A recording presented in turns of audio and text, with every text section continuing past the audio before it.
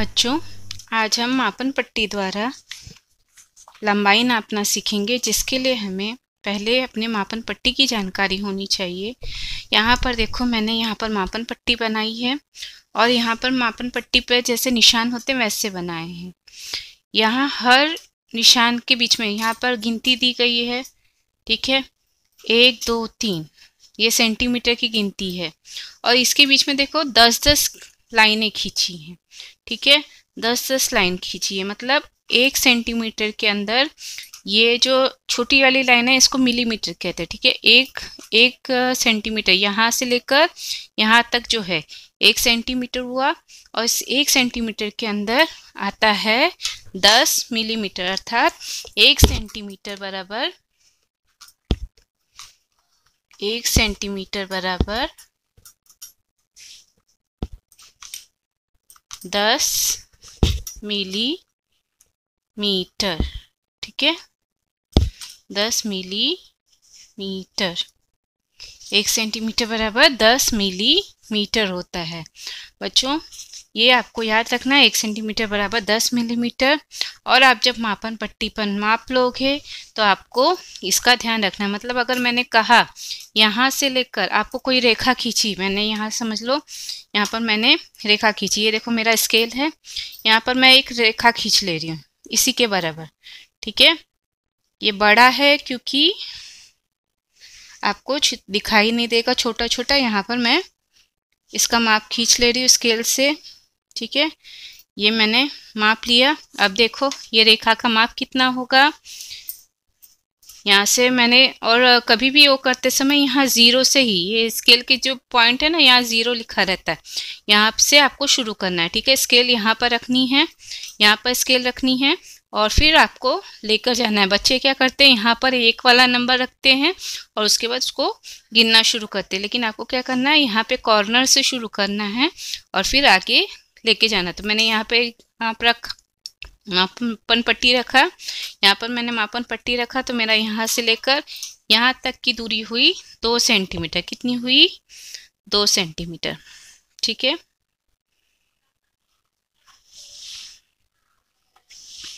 यहाँ से लेकर यहाँ तक मैंने माप लिया तो हो गया 2 सेंटीमीटर, ठीक है।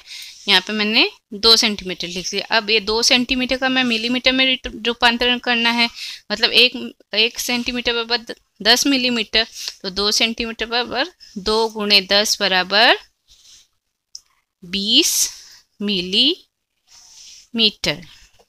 ठीक है। मिमी मतलब मिलीमीटर। ये चीज आपको समझ में आ गई। अब इसी आधार पर बच्चों हम नीचे दिए गए प्रश्न हल करेंगे। नीचे दिए गए रेखाखंडों की लंबाई नापकर उनका रूपांतरण मिलीमीटर में करो। यहाँ पर देखो, मैंने स्केल का, अपने स्केल का जितना माप आपकी किताब में उतना स्केल का माप रखा है। ये आपकी स्केल दिख रही है, यहाँ पर मैंने रखा और इसकी लंबाई हुई 4 सेंटीमीटर। कितनी हुई? 4। यहाँ देखो मैंने कॉर्नर से स्केल रखा है और यहाँ पर 4 सेंटीमीटर पे ये रख दिया है, ठीक है। यहाँ पर 4 सेंटीमीटर हुई, इसकी देखो 4 तक गया, यहाँ कोने से रखना है आपको और यहाँ 4 सेंटीमीटर तक माप हुआ है, ठीक है। यहाँ पर मैंने इसको अच्छे से रख दिया है। बुक पे रखोगे तो अच्छे से होएगा। यहाँ पे देखो 0 और यहाँ 4 तक गया, तो यहाँ पर इसकी लंबाई हुई 4 सेंटीमीटर।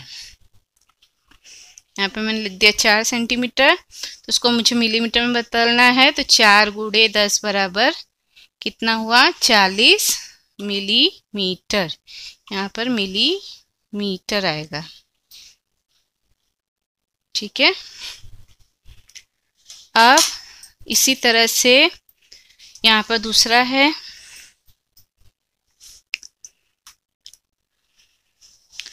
ये रेखाखंड दिया। यहाँ पर देखो मैंने कोने पे रखा और इसका दूसरा माप, दूसरा कोना कहाँ तक जा रहा है? 6 सेंटीमीटर तक जा रहा है। तो यहाँ पर 6 तक मैंने निशान लगा, रेखा लंबी खींची है। यहाँ पे इसकी माप कितना हुआ? 0 से लेकर 6 तक हुआ। कितना हुआ? 60 यहाँ दिख रहा है, यहाँ मतलब 6 सेंटीमीटर हुआ, ठीक है। तो यहाँ पर हम लिखेंगे 6 गुणे 10 बराबर 60 मिलीमीटर। यहाँ पर बच्चों स्केल पे इसलिए लिखा रहता है क्योंकि यहाँ पर हर उसको मिलीमीटर में गिना रहता है, इसलिए यहाँ पर 60 लिखा है, ठीक है। ये स्केल के आधार पर, लेकिन जब आपको उसमें ट्रांसलेट करना हो या बदलना हो तो आपको इस तरह से लिखना है। तो बच्चों मुझे लगता है आपको ये प्रश्न समझ में आ गया।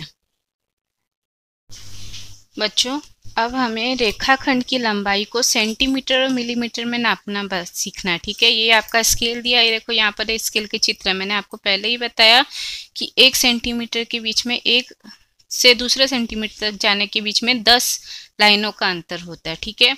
ये 10 लाइनें बीच में खींची हैं, मतलब 10 मिलीमीटर है, ठीक है। यहाँ पर आपको इस बात का ध्यान रखना है, बहुत छोटी सी चीज़ है, इसको खाली याद रखना है आपको कि 1 सेंटीमीटर से दूसरे सेंटीमीटर तक जाने तक 10 लाइनें खींची होती हैं। अब आपको क्या करना है, ये स्केल को ध्यान से देखना है। यहाँ प्रश्न दिया है, ऊपर वाले रेखाखंड की लंबाई 7 सेंटीमीटर तथा 5 मिलीमीटर है। यहाँ देखो ये इसकी लंबाई दिखा रहा है, यहाँ से इसने निशान लगाया यहाँ पर, ठीक है। और इसकी लंबाई कहाँ तक गई है, ये 7 सेंटीमीटर यहाँ हुआ, और इसके आगे 5 मिलीमीटर, मतलब 1 2 3 4 5, यहाँ तक ये 5 मिलीमीटर, ये यहाँ से यहाँ तक 5 मिलीमीटर है, यहाँ तक 7 सेंटीमीटर और यहाँ 5 मिलीमीटर है, ठीक है। नीचे दिए गए रेखाखंडों की लंबाइयाँ सेंटीमीटर और मिलीमीटर में नापो और उसे लिखो। तो हमको अब यहाँ पर स्केल का यूज़ करना है। ये पहला प्रश्न है हमारा।